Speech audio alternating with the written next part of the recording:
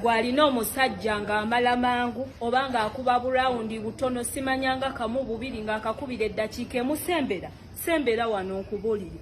obadde okimanyi nti nno omusajja oyo osobola omusalira amagezi n'omuwanvuyamu ale abadde akubira akadakiika akamu n'oziwanvuya ne zifuuka 7